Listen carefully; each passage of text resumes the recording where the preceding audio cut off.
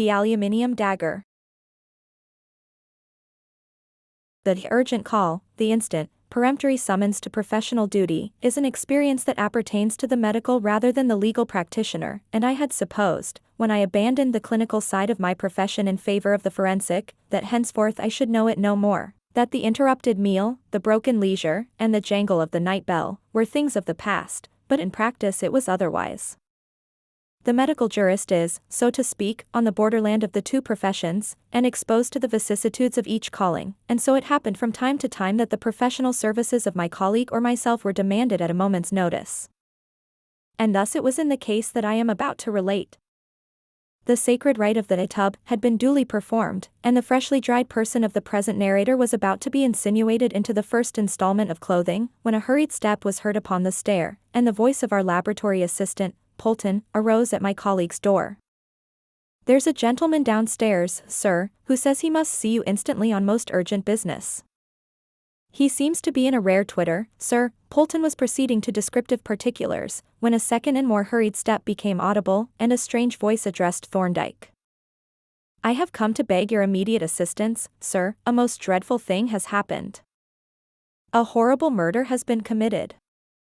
Can you come with me now?" "I will be with you almost immediately," said Thorndyke. "Is the victim quite dead?" "Quite.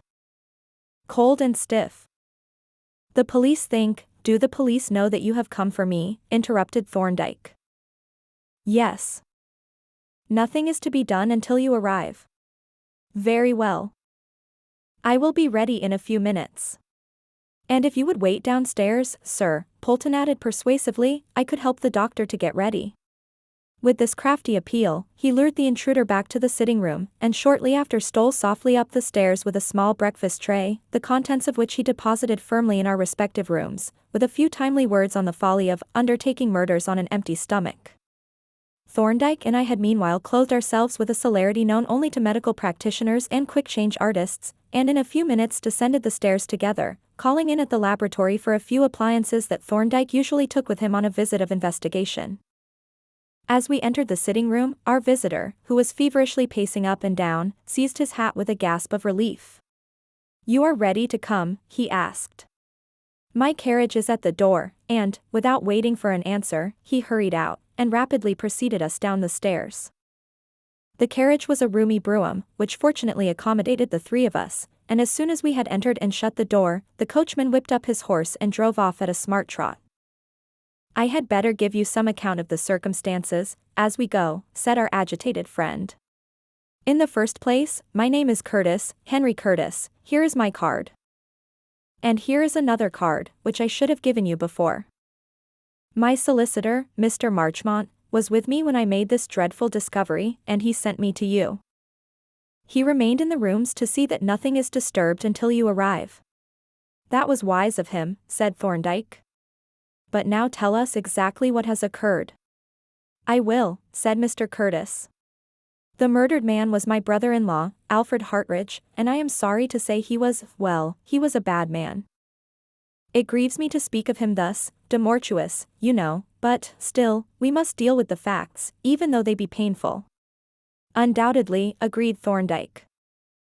"I have had a great deal of very unpleasant correspondence with him, Marchmont will tell you about that, and yesterday I left a note for him, asking for an interview, to settle the business, naming 8 o'clock this morning as the hour, because I had to leave town before noon.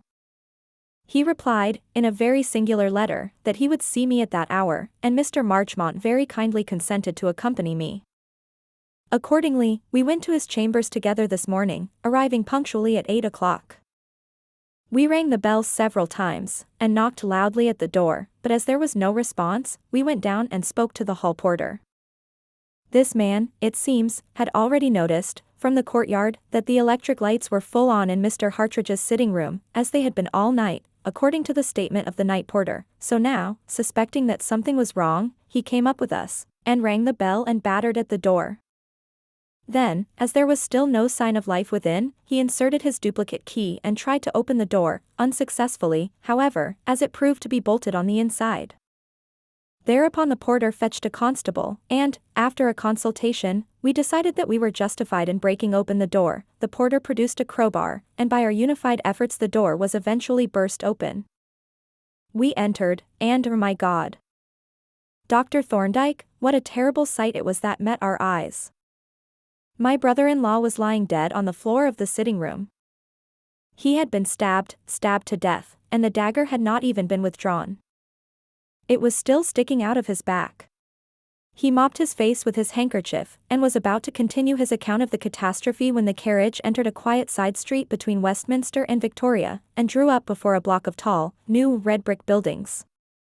A flurried hall porter ran out to open the door, and we alighted opposite the main entrance. "My brother-in-law's chambers are on the second floor," said Mr. Curtis. "We can go up in the lift." The porter had hurried before us, and already stood with his hand upon the rope. We entered the lift, and in a few seconds were discharged onto the second floor, the porter, with furtive curiosity, following us down the corridor. At the end of the passage was a half-open door, considerably battered and bruised.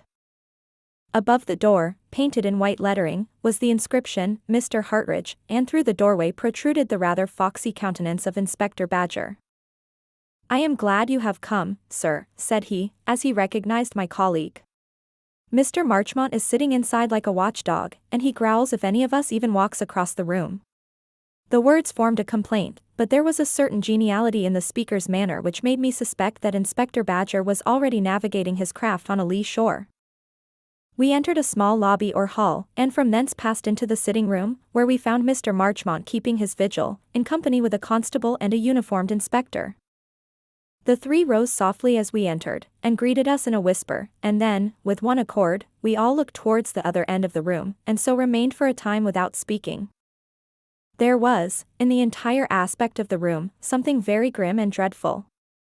An atmosphere of tragic mystery enveloped the most commonplace objects, and sinister suggestions lurked in the most familiar appearances. Especially impressive was the air of suspense, of ordinary, everyday life suddenly arrested, cut short in the twinkling of an eye. The electric lamps, still burning dim and red, though the summer sunshine streamed in through the windows, the half-emptied tumbler and open book by the empty chair, had each its whispered message of swift and sudden disaster, as had the hushed voices and stealthy movements of the waiting men, and, above all, an awesome shape that was but a few hours since a living man, and that now sprawled, prone and motionless, on the floor. "This is a mysterious affair," observed Inspector Badger, breaking the silence at length, "though it is clear enough up to a certain point. The body tells its own story." We stepped across and looked down at the corpse. It was that of a somewhat elderly man, and lay, on an open space of floor before the fireplace, face downwards, with the arms extended. The slender hilt of a dagger projected from the back below the left shoulder, and, with the exception of a trace of blood upon the lips, this was the only indication of the mode of death. A little way from the body a clock key lay on the carpet, and, glancing up at the clock on the mantelpiece, I perceived that the glass front was open. "You see," pursued the inspector, noting my glance, "he was standing in front of the fireplace, winding the clock. Then the murderer stole up behind him, the noise of the turning key must have covered his movements, and stabbed him. And you see, from the position of the dagger on the left side of the back, that the murderer must have been left-handed. That is all clear enough. What is not clear is how he got in, and how he got out again." "The body has not been moved, I suppose," said Thorndyke. "No, we sent for Dr. Edgerton, the police surgeon, and he certified that the man was dead. He will be back presently to see you and arrange about the post-mortem." "Then," said Thorndyke, "we will not disturb the body till he comes, except to take the temperature and dust the dagger hilt." He took from his bag a long, registering chemical thermometer and an insufflator or powder blower. The former he introduced under the dead man's clothing against the abdomen, and with the latter blew a stream of fine yellow powder onto the black leather handle of the dagger. Inspector Badger stooped eagerly to examine the handle, as Thorndyke blew away the powder that had settled evenly on the surface. "No fingerprints," said he, in a disappointed tone. "He must have worn gloves. But that inscription gives a pretty broad hint." He pointed, as he spoke, to the metal guard of the dagger, on which was engraved, in clumsy lettering, the single word, "Traditor." That's the Italian for a traitor, continued the inspector, and I got some information from the porter that fits in with that suggestion. We'll have him in presently, and you shall hear. Meanwhile, said Thorndyke, as the position of the body may be of importance in the inquiry, I will take 1 or 2 photographs and make a rough plan to scale. Nothing has been moved, you say? Who opened the windows? They were open when we came in, said Mr. Marchmont. Last night was very hot, you remember. Nothing whatever has been moved. Thorndyke produced from his bag a small folding camera, a telescopic tripod, a surveyor's measuring tape, a boxwood scale, and a sketch block. He set up the camera in a corner and exposed a plate, taking a general view of the room and including the corpse. Then he moved to the door and made a second exposure. Will you stand in front of the clock, Jervis, he said, and raise your hand as if winding it? Thanks, keep like that while I expose a plate.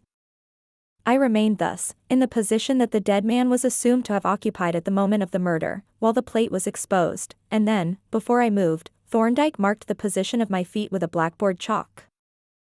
He next set up the tripod over the chalk marks, and took 2 photographs from that position, and finally photographed the body itself. The photographic operations being concluded, he next proceeded, with remarkable skill and rapidity, to lay out on the sketch block a ground plan of the room, showing the exact position of the various objects, on a scale of 1/4 of an inch to the foot, a process that the inspector was inclined to view with some impatience. You don't spare trouble, doctor, he remarked, nor time either, he added, with a significant glance at his watch. No, answered Thorndyke, as he detached the finished sketch from the block, I try to collect all the facts that may bear on a case. They may prove worthless, or they may turn out of vital importance, one never knows beforehand, so I collect them all. But here, I think, is Dr. Edgerton. The police surgeon greeted Thorndyke with respectful cordiality, and we proceeded at once to the examination of the body.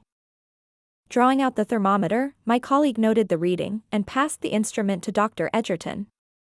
Dead about 10 hours, remarked the latter, after a glance at it. This was a very determined and mysterious murder. Very, said Thorndyke. Feel that dagger, Jervis. I touched the hilt, and felt the characteristic grating of bone. It is through the edge of a rib. I exclaimed. Yes, it must have been used with extraordinary force. And you notice that the clothing is screwed up slightly, as if the blade had been rotated as it was driven in. That is a very peculiar feature, especially when taken together with the violence of the blow. It is singular, certainly, said Dr. Edgerton, though I don't know that it helps us much.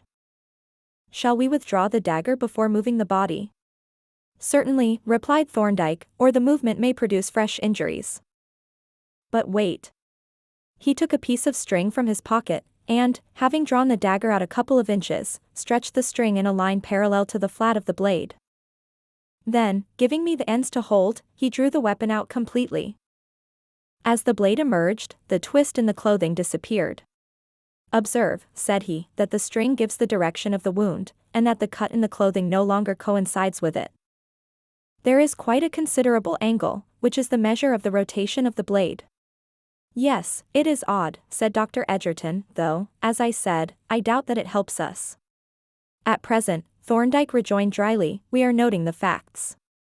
Quite so, agreed the other, reddening slightly, and perhaps we had better move the body to the bedroom, and make a preliminary inspection of the wound.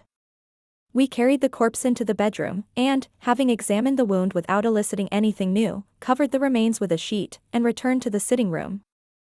Well, gentlemen, said the inspector, you have examined the body and the wound, and you have measured the floor and the furniture, and taken photographs, and made a plan, but we don't see much more forward. Here's a man murdered in his rooms. There is only one entrance to the flat, and that was bolted on the inside at the time of the murder. The windows are some 40 feet from the ground, there is no rain pipe near any of them, they are set flush in the wall, and there isn't a foothold for a fly on any part of that wall.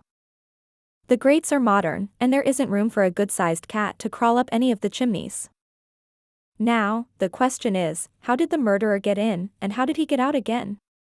Still, said Mr. Marchmont, the fact is that he did get in, and that he is not here now, and therefore he must have got out, and therefore it must have been possible for him to get out. And, further, it must be possible to discover how he got out. The inspector smiled sourly, but made no reply. The circumstances, said Thorndyke, appear to have been these: the deceased seems to have been alone, there is no trace of a second occupant of the room, and only one half-empty tumbler on the table.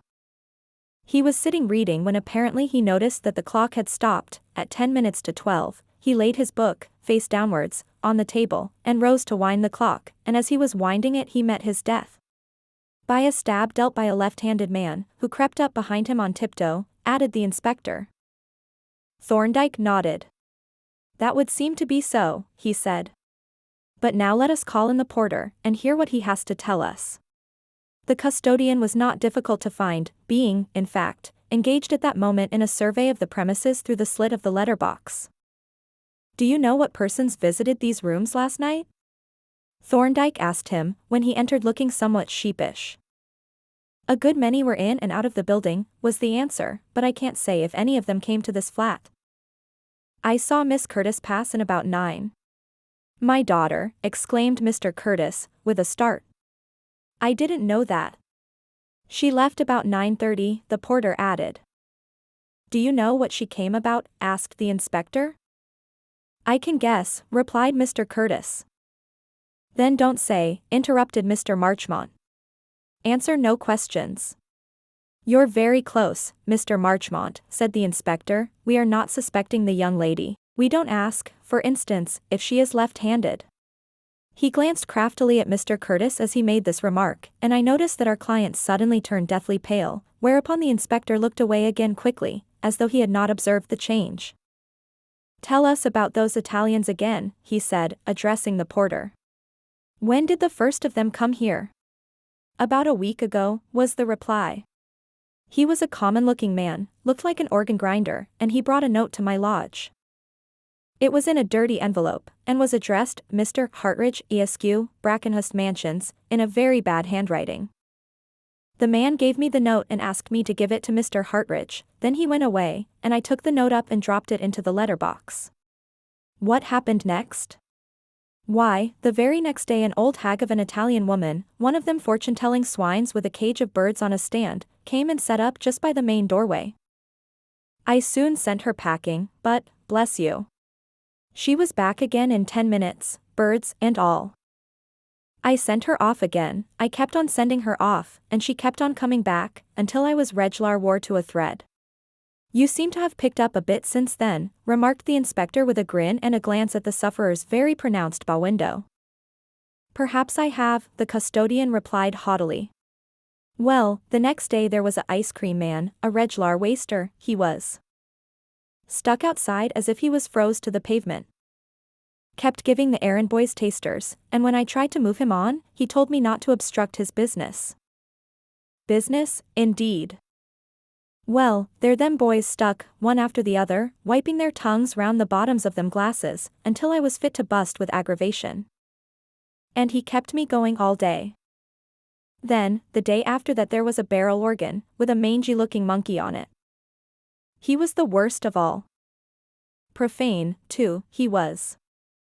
Kept mixing up sacred tunes and comic songs, Rock of Ages, Bill Bailey, Cudge's Animal, and Over the Garden Wall. And when I tried to move him on, that little blighter of a monkey made a run at my leg, and then the man grinned and started playing, Wait Till the Clouds Roll By. I tell you, it was fair sickening. He wiped his brow at the recollection, and the inspector smiled appreciatively.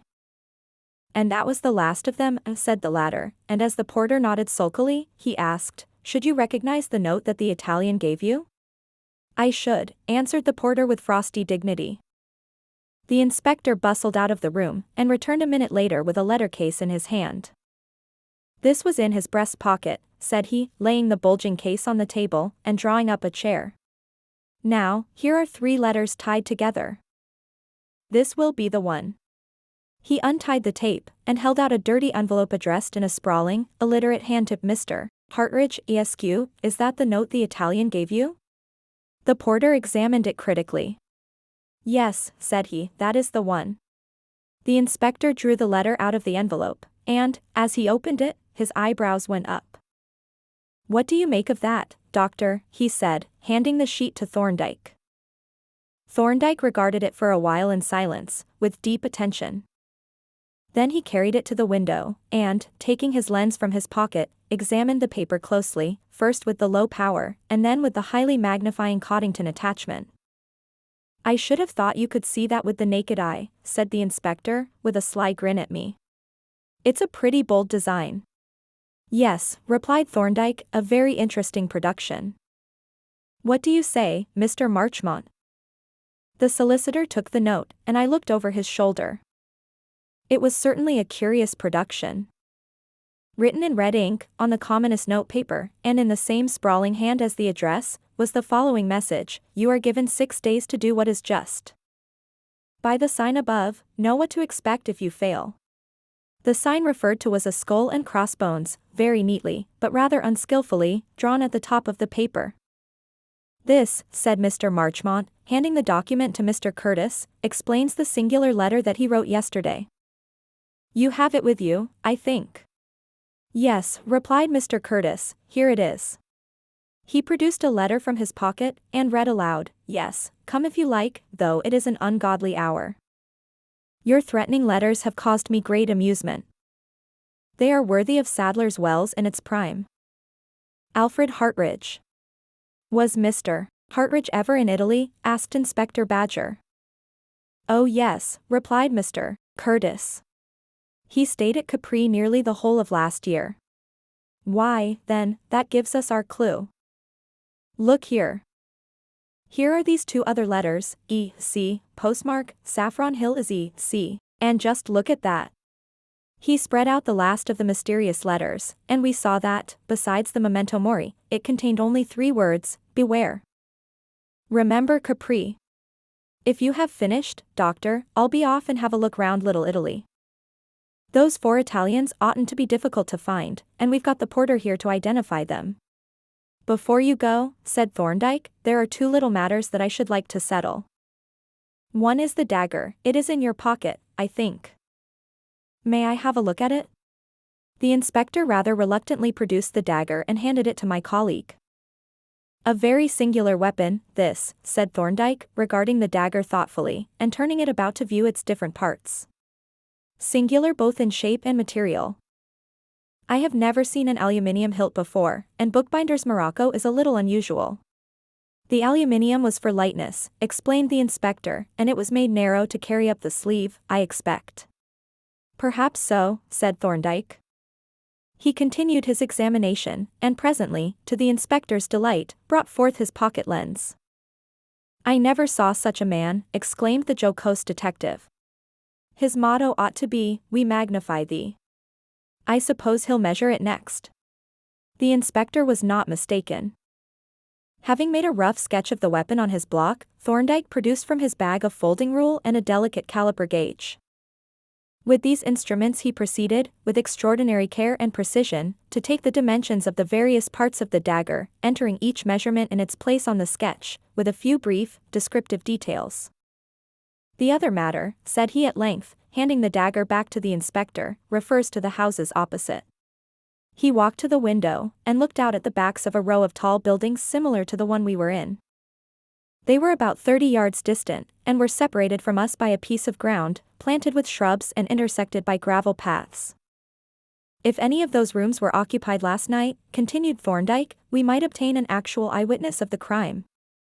This room was brilliantly lighted, and all the blinds were up, so that an observer at any of those windows could see right into the room, and very distinctly, too.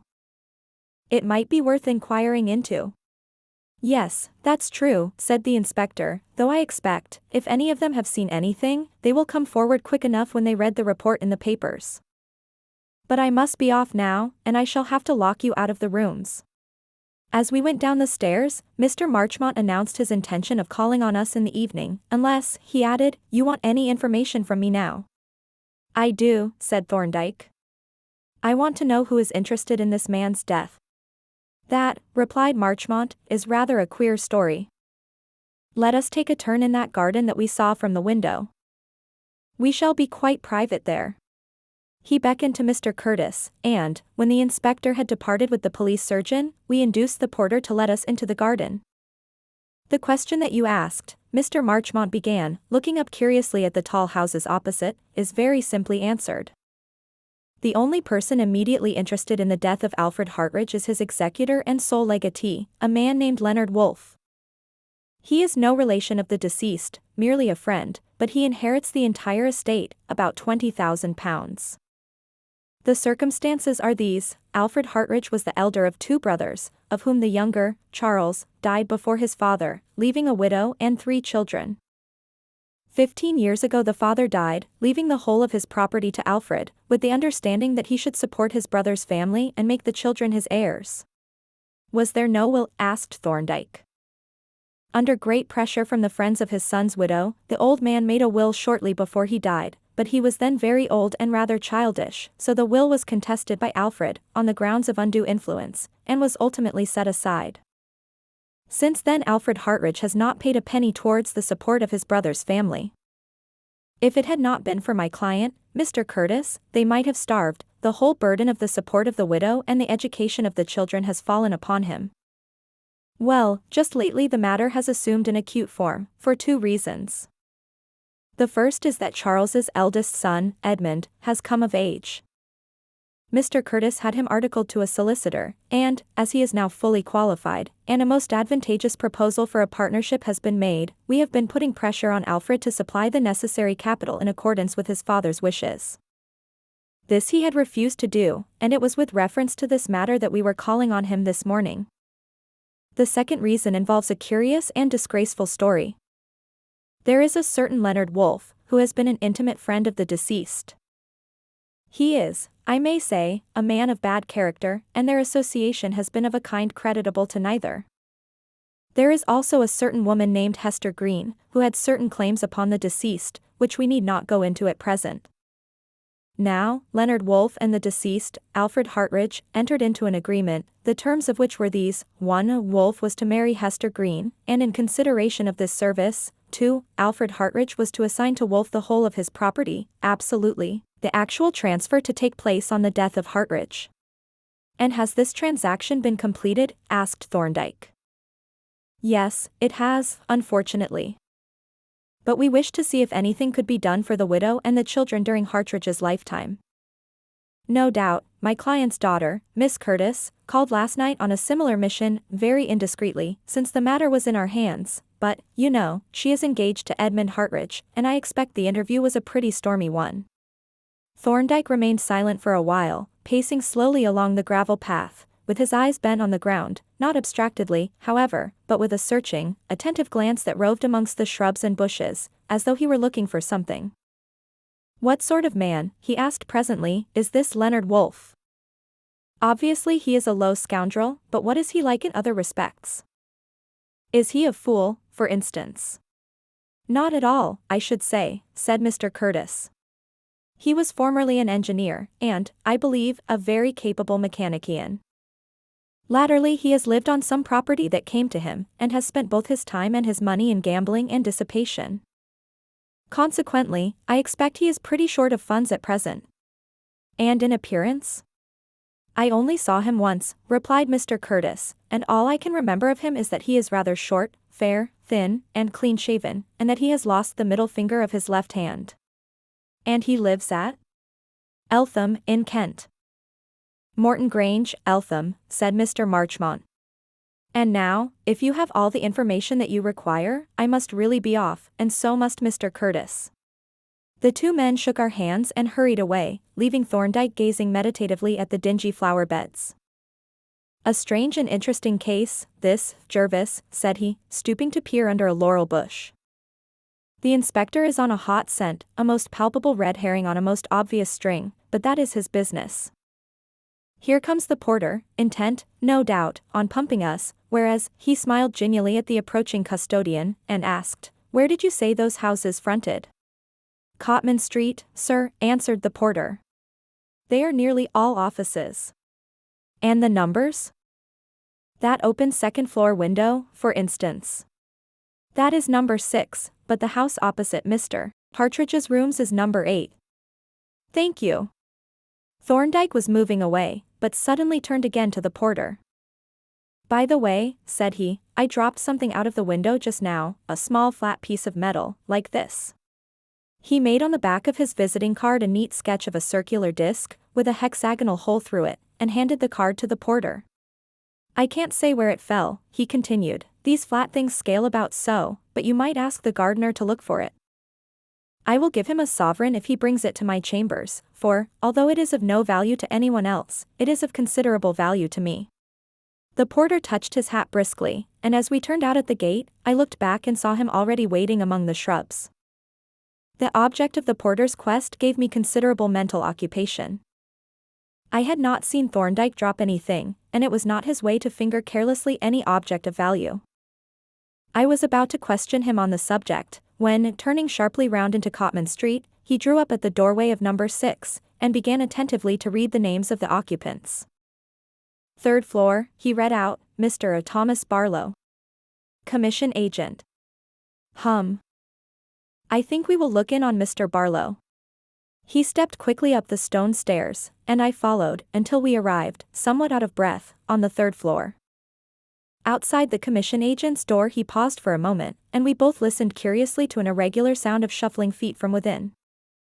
Then he softly opened the door and looked into the room. After remaining thus for nearly a minute, he looked round at me with a broad smile, and noiselessly set the door wide open. Inside, a lanky youth of 14 was practicing, with no mean skill, the manipulation of an appliance known by the appropriate name of Diabolo, and so absorbed was he in his occupation that we entered and shut the door without being observed. At length the shuttle missed the string and flew into a large waste paper basket. The boy turned and confronted us, and was instantly covered with confusion. "Allow me," said Thorndyke, rooting rather unnecessarily in the waste paper basket, and handing the toy to its owner. "I need not ask if Mr. Barlow is in," he added, "nor if he is likely to return shortly." "He won't be back today," said the boy, perspiring with embarrassment. "He left before I came. I was rather late." "I see," said Thorndyke. "The early bird catches the worm, but the late bird catches the Diabolo. How did you know he would not be back?" "He left a note. Here it is." He exhibited the document, which was neatly written in red ink. Thorndyke examined it attentively, and then asked, "Did you break the inkstand yesterday?" The boy stared at him in amazement. "Yes, I did," he answered. "How did you know?" "I didn't, or I should not have asked. But I see that he has used his stylo to write this note."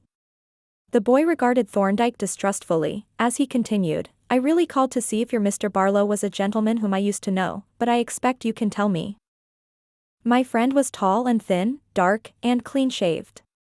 "This ain't him, then," said the boy. "He's thin, but he ain't tall or dark. He's got a sandy beard, and he wears spectacles and a wig. I know a wig when I see one," he added cunningly, "'cause my father wears one. He puts it on a peg to comb it, and he swears at me when I larf." "My friend had injured his left hand," pursued Thorndyke. "I dunno about that," said the youth. "Mr. Barlow nearly always wears gloves, he always wears one on his left hand, anyhow." "Well, I'll just write him a note on the chance, if you will give me a piece of notepaper." "Have you any ink?" "There's some in the bottle." "I'll dip the pen in for you." He produced, from the cupboard, an open packet of cheap notepaper and a packet of similar envelopes, and, having dipped the pen to the bottom of the ink bottle, handed it to Thorndyke, who sat down and hastily scribbled a short note. He had folded the paper, and was about to address the envelope, when he appeared suddenly to alter his mind. "I don't think I will leave it, after all," he said, slipping the folded paper into his pocket. "No, tell him I called, Mr. Horace Budge, and say I will look in again in a day or two." The youth watched our exit with an air of perplexity, and he even came out onto the landing, the better to observe us over the balusters, until, unexpectedly catching Thorndyke's eye, he withdrew his head with remarkable suddenness, and retired in disorder. To tell the truth, I was now little less perplexed than the office boy by Thorndyke's proceedings, in which I could discover no relevancy to the investigation that I presumed he was engaged upon, and the last straw was laid upon the burden of my curiosity when he stopped at a staircase window, drew the note out of his pocket, examined it with his lens, held it up to the light, and chuckled aloud. Luck, he observed, though no substitute for care and intelligence, is a very pleasant addition. Really, my learned brother, we are doing uncommonly well. When we reached the hall, Thorndyke stopped at the housekeeper's box, and looked in with a genial nod. "I have just been up to see Mr. Barlow," said he. "He seems to have left quite early." "Yes, sir," the man replied. "He went away about 8:30. "That was very early, and presumably he came earlier still?" "I suppose so," the man assented, with a grin, "but I had only just come on when he left." "Had he any luggage with him?" "Yes, sir. There was 2 cases, a square one and a long, narrow one, about 5 foot long. I helped him to carry them down to the cab." "Which was a 4-wheeler, I suppose?" "Yes, sir." "Mr. Barlow hasn't been here very long, has he?" Thorndyke inquired. "No, he only came in last quarter-day, about 6 weeks ago." "Well, I must call another day." "Good morning," and Thorndyke strode out of the building, and made directly for the cab rank in the adjoining street. Here he stopped for a minute or two to parley with the driver of a 4-wheeled cab, whom he finally commissioned to convey us to a shop in New Oxford Street. Having dismissed the cabman with his blessing and a half-sovereign, he vanished into the shop, leaving me to gaze at the lathes, drills, and bars of metal displayed in the window. Presently he emerged with a small parcel, and explained, in answer to my inquiring look, a strip of tool steel and a block of metal for Polton. His next purchase was rather more eccentric. We were proceeding along Holborn when his attention was suddenly arrested by the window of a furniture shop, in which was displayed a collection of obsolete French small arms, relics of the tragedy of 1870, which were being sold for decorative purposes. After a brief inspection, he entered the shop, and shortly reappeared carrying a long sword bayonet and an old Chassepot rifle. "What may be the meaning of this martial display?" I asked, as we turned down Fetter Lane. "House protection," he replied promptly. "You will agree that a discharge of musketry, followed by a bayonet charge, would disconcert the boldest of burglars." I laughed at the absurd picture thus drawn of the strenuous house protector, but nevertheless continued to speculate on the meaning of my friend's eccentric proceedings, which I felt sure were in some way related to the murder in Brackenhurst Chambers, though I could not trace the connection. After a late lunch, I hurried out to transact such of my business as had been interrupted by the stirring events of the morning, leaving Thorndyke busy with a drawing board, squares, scale, and compasses, making accurate, scaled drawings from his rough sketches, while Polton, with the brown paper parcel in his hand, looked on at him with an air of anxious expectation. As I was returning homeward in the evening by way of Mitre Court, I overtook Mr. Marchmont, who was also bound for our chambers, and we walked on together. "I had a note from Thorndyke," he explained, "asking for a specimen of handwriting, so I thought I would bring it along myself, and hear if he has any news." When we entered the chambers, we found Thorndyke in earnest consultation with Polton, and on the table before them I observed, to my great surprise, the dagger with which the murder had been committed. "I have got you the specimen that you asked for," said Marchmont. "I didn't think I should be able to, but, by a lucky chance, Curtis kept the only letter he ever received from the party in question." He drew the letter from his wallet, and handed it to Thorndyke, who looked at it attentively and with evident satisfaction. "By the way," said Marchmont, taking up the dagger, "I thought the inspector took this away with him." "He took the original," replied Thorndyke. "This is a duplicate, which Polton has made, for experimental purposes, from my drawings." "Really," exclaimed Marchmont, with a glance of respectful admiration at Polton, "it is a perfect replica, and you have made it so quickly, too." "It was quite easy to make," said Polton, "to a man accustomed to work in metal." "Which," added Thorndyke, "is a fact of some evidential value." At this moment a hansom drew up outside. A moment later flying footsteps were heard on the stairs. There was a furious battering at the door, and, as Polton threw it open, Mr. Curtis burst wildly into the room. "Here is a frightful thing, Marchmont," he gasped. "Edith, my daughter, arrested for the murder. Inspector Badger came to our house and took her. My God! I shall go mad." Thorndyke laid his hand on the excited man's shoulder. "Don't distress yourself, Mr. Curtis," said he. "There is no occasion, I assure you. I suppose, he added, your daughter is left-handed. Yes, she is, by a most disastrous coincidence.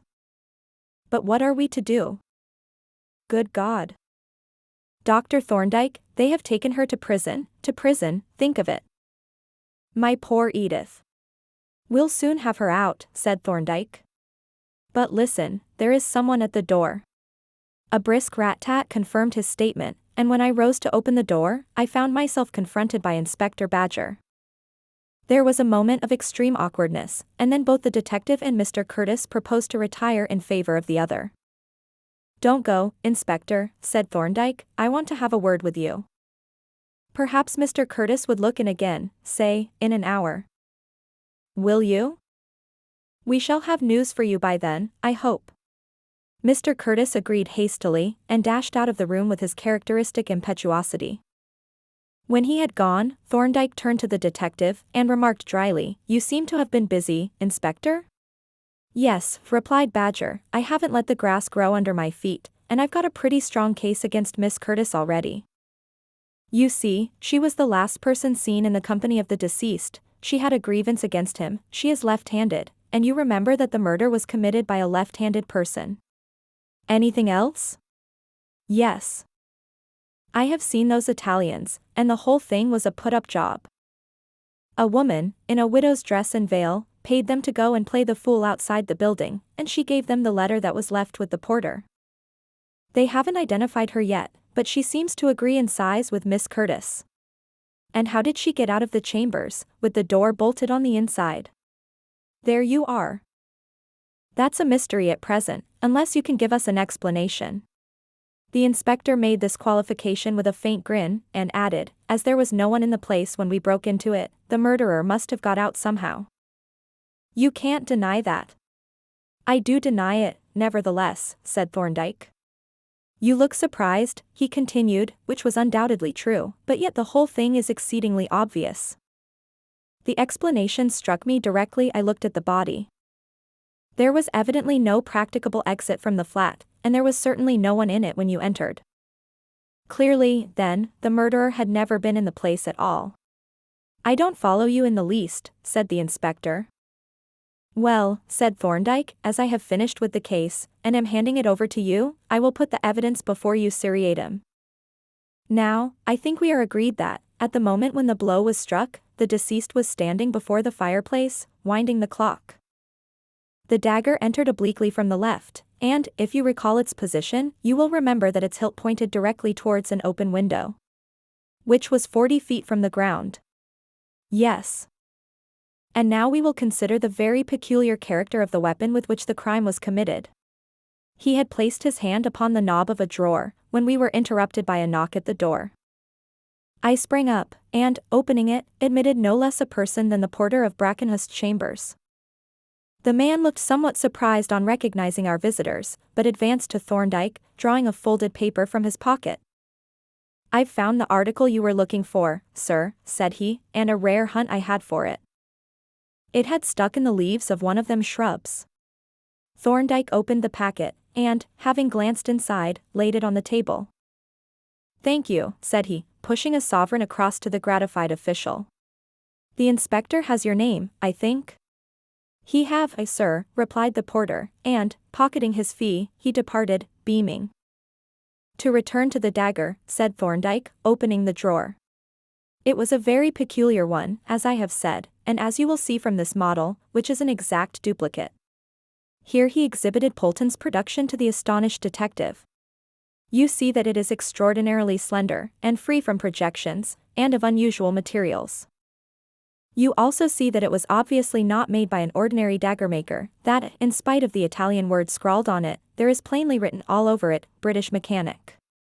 The blade is made from a strip of common 3/4-inch tool steel, the hilt is turned from an aluminium rod, and there is not a line of engraving on it that could not be produced in a lathe by any engineer's apprentice. Even the boss at the top is mechanical, for it is just like an ordinary hexagon nut.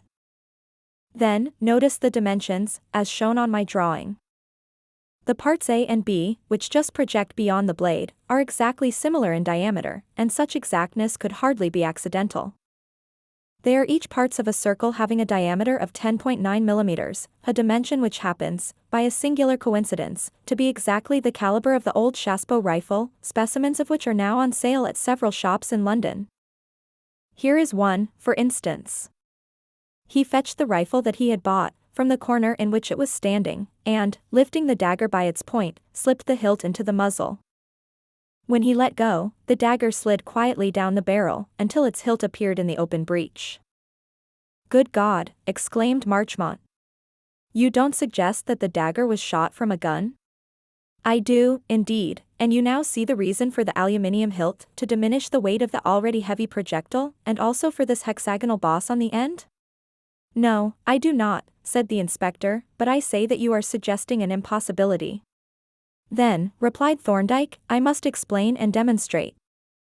To begin with, this projectile had to travel point foremost, therefore it had to be made to spin, and it certainly was spinning when it entered the body, as the clothing and the wound showed us. Now, to make it spin, it had to be fired from a rifled barrel, but as the hilt would not engage in the rifling, it had to be fitted with something that would. That something was evidently a soft metal washer, which fitted onto this hexagon, and which would be pressed into the grooves of the rifling, and so spin the dagger, but would drop off as soon as the weapon left the barrel. Here is such a washer, which Polton has made for us." He laid on the table a metal disc, with a hexagonal hole through it. "This is all very ingenious," said the inspector, "but I say it is impossible and fantastic." "It certainly sounds rather improbable," Marchmont agreed. "We will see," said Thorndyke. "Here is a makeshift cartridge of Polton's manufacture, containing an eighth charge of smokeless powder for a 20-bore gun."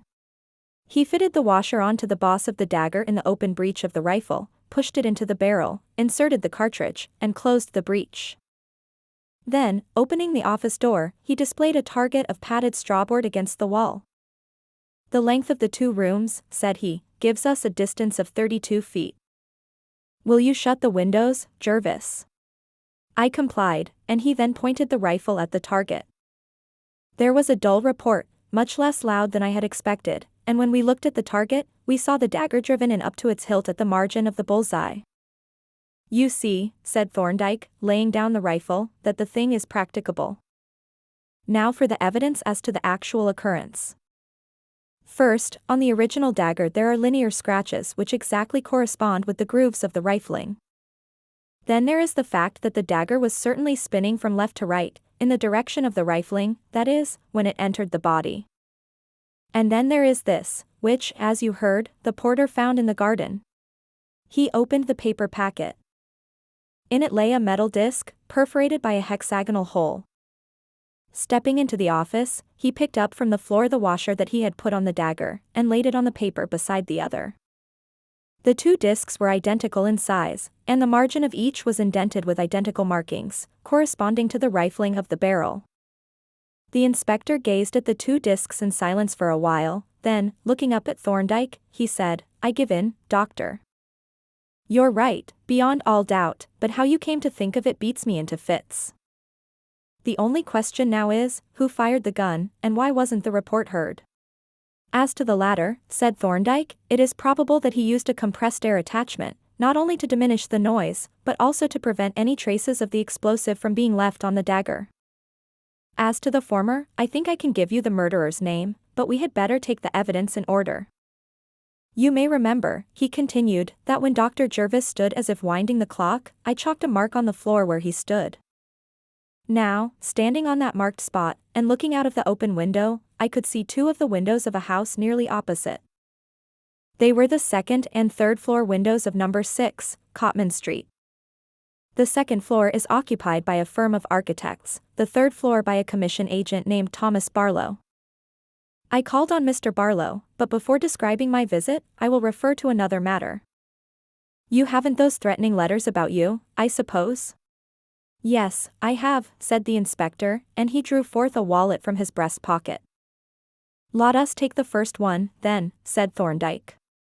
"You see that the paper and envelope are of the very commonest, and the writing illiterate. But the ink does not agree with this. Illiterate people usually buy their ink in penny bottles. Now, this envelope is addressed with Draper's dichroic ink, a superior office ink, sold only in large bottles, and the red ink in which the note is written is an unfixed, scarlet ink, such as is used by draftsmen, and has been used, as you can see, in a stylographic pen. But the most interesting thing about this letter is the design drawn at the top. In an artistic sense, the man could not draw, and the anatomical details of the skull are ridiculous. Yet the drawing is very neat. It has the clean, wiry line of a machine drawing, and is done with a steady, practiced hand. It is also perfectly symmetrical. The skull, for instance, is exactly in the center, and, when we examine it through a lens, we see why it is so, for we discover traces of a penciled center line and ruled cross lines. Moreover, the lens reveals a tiny particle of draftsman's soft, red, rubber, with which the pencil lines were taken out, and all these facts, taken together, suggest that the drawing was made by someone accustomed to making accurate mechanical drawings. And now we will return to Mr. Barlow. He was out when I called, but I took the liberty of glancing round the office, and this is what I saw. On the mantelshelf was a 12-inch flat boxwood rule, such as engineers use, a piece of soft, red rubber, and a stone bottle of Draper's dichroic ink. I obtained, by a simple ruse, a specimen of the office notepaper and the ink. We will examine it presently. I found that Mr. Barlow is a new tenant, that he is rather short, wears a wig and spectacles, and always wears a glove on his left hand. He left the office at 8:30 this morning, and no one saw him arrive. He had with him a square case, and a narrow, oblong one about 5 feet in length, and he took a cab to Victoria, and apparently caught the 8:51 train to Chatham.